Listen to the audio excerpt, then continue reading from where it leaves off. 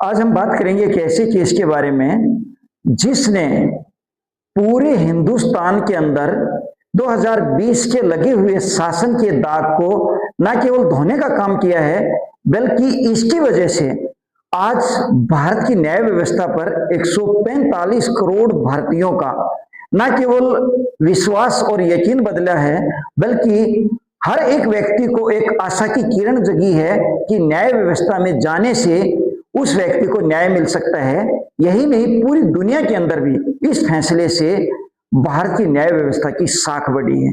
आज विश्व के कई देशों में ये जो खबर है, ये प्रिंट मीडिया के पहले पेज पर, इलेक्ट्रॉनिक मीडिया में, रूटीन मीडिया में, रेगुलर और सोशल मीडिया में ये आज सबसे ज्यादा ट्रेंड होने वाली न्यूज है।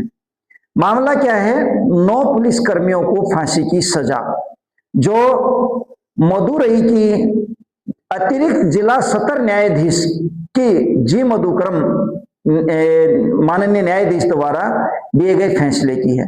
दरअसल मामला क्या था, जब 19 जून 2020 की ये घटना है। जयराज नाम का एक व्यक्ति स्थानकुलम तमिलनाडु के अंदर मोबाइल शॉप चलाता था, मोबाइल की दुकान चलाता था। 18 तारीख को यानी 18 जून को उसकी मोबाइल की जो दुकान है वो शाम को तय समय से थोड़ा सा लेट तक खुली थी। कुछ लोग वहां पे मोबाइल खरीदने वाले, रिचार्ज कराने वाले और कुछ लोग जो है जानकारी लेने वाले, 10-12 लोगों की वहां पे भीड़ थी दुकान पे। ये देख करके एक पुलिसकर्मी वहां पे आता है और वो उनको बोलता है कि यहाँ पे इस समय आप दुकान नहीं खोल सकते, आप गलत दुकान खोल रहे हैं और आप भीड़ भी बहुत कर रखी है, आप सभी लोग बाहर निकलो, नहीं तो सबकी चमड़ी उधेड़ दूंगा। इस समय इस तरह की जो भाषा थी वो पुलिस वाले की, उसका बोलने का तरीका जो था वो उन सबको तो खला ही, लेकिन जयराज जो था, जो दुकान का मालिक है, उसको ये चीज अंदर तक लग गई। उसको लगा कि भाई जो है ना उसकी बेइज्जती हो गई है इतने लोगों के सामने।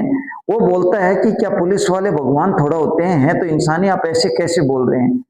ये बात जो है बोलना पुलिस कर्मी को नागवार गुजरा और वो वहां से सीधा पुलिस स्टेशन जाता है और अपने सीनियरों को बताता है कि ऐसे ऐसे एक दुकान पे भीड़ थी और वहां का जो मालिक था उसने ये बातें कही। जब ये सारी बात वहां सीनियर अधिकारियों ने सुनी तो वो बोलते हैं कि कल उसको देखेंगे।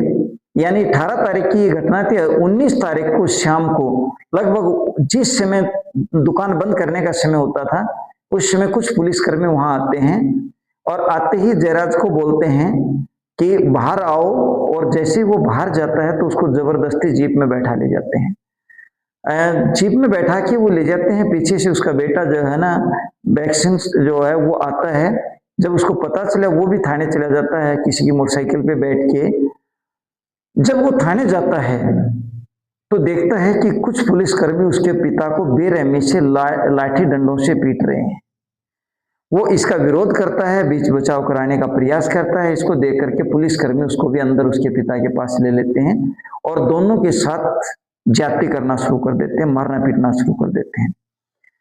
मारा पिटाई उनके साथ इतनी की कि उनके सारे कपड़े फट जाते हैं, खून से सन जाते हैं, नीचे फर्श खून से सन जाता है, दीवारों पे खून लग जाता है, टॉयलेट्स में जो था वो भी खून से भर जाता है और यहाँ तक कि एसएचओ के रूम तक भी खून फैल जाता है।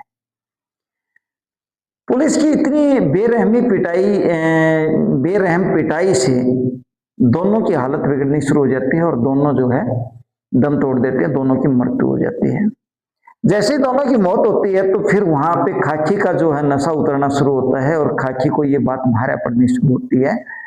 और पहले तो वो इस पूरे मामले को दबाने का प्रयास करते हैं, क्योंकि अब मामला जो है वो खाली मारा पिटाई या पुलिस कस्टडी तक नहीं था, बल्कि 2 लोगों की मौत का मामला हो गया था।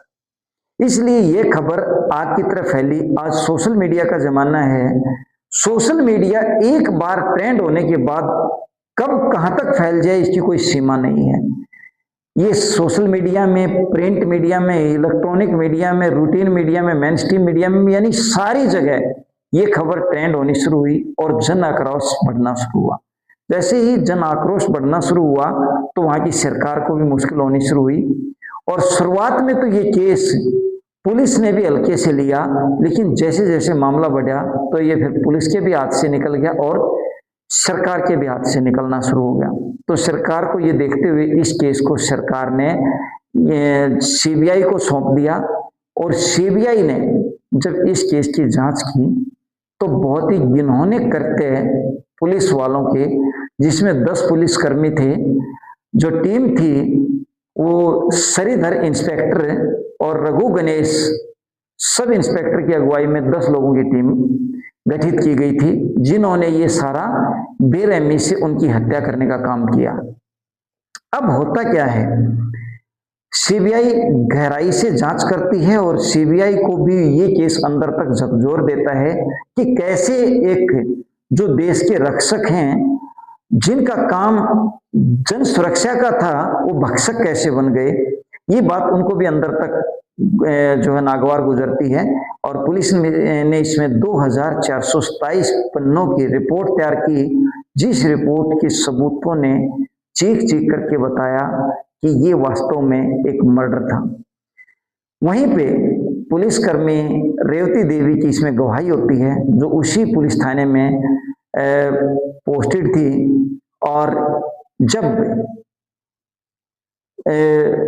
मदुरई की अदालत ये देखती है कि ये case rare and rarest case है और ये बड़ी जलालत का केस है, और जिन लोगों की जिम्मे देश की सुरक्षा थी, नागरिकों की सुरक्षा थी, जन सुरक्षा के लिए जिन लोगों को काम करना चाहिए था, उन लोगों ने इसको जानबूझ करके बेरहमी से ये किया हुआ घिनौना करते हैं। तो सबूतों के साथ उन लोगों को 10 में से एक व्यक्ति की मृत्यु हो जाती है, यानी एक पुलिसकर्मी की पहले ही मौत हो गई है। 9 पुलिसकर्मियों को अब मदुरई की अतिरिक्त जिला स्तर न्यायाधीश यानी एडिशनल सेशन जज जी मधुकरम ने उनको फांसी की सजा दी है। इस सजा से वो दाग ही केवल नहीं धुला जो खाकी के ऊपर था, जो कानून के रक्षक होने चाहिए थे, जो भक्षक बन गए, बल्कि इससे फिर वही बात मैं दोबारा रिपीट कर रहा हूं कि ना केवल हमारी न्यायपालिका की साख बढ़ी, बल्कि 145 करोड़ भारतीयों का भी शासन और प्रशासन पे यकीन बढ़ा है, विश्वास बढ़ा है। इस तरह के जो मामले हैं, जो भी लोग कुर्सी पे बैठे हैं, जो अफसर हैं, अफसरशाही को कभी भी कुर्सी की पावर के नशे में आकर के किसी के साथ बदतमीजी और ज्यादती नहीं करनी चाहिए। समय बदलता है और एक दिन कानून जो है वो जरूर अपना काम करता है। आज खाकी को भी समझ आ गया है कि कानून से बड़े वो नहीं हैं। मैं उम्मीद करता हूं कि आज शायद उन दोनों की आत्मा को शांति मिली होगी और उस परिवार को न्याय मिला होगा।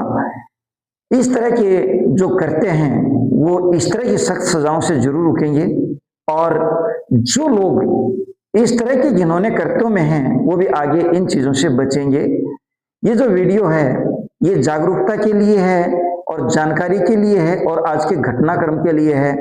इस वीडियो को ज्यादा से ज्यादा लोगों तक शेयर करें। जय हिंद, जय भारत।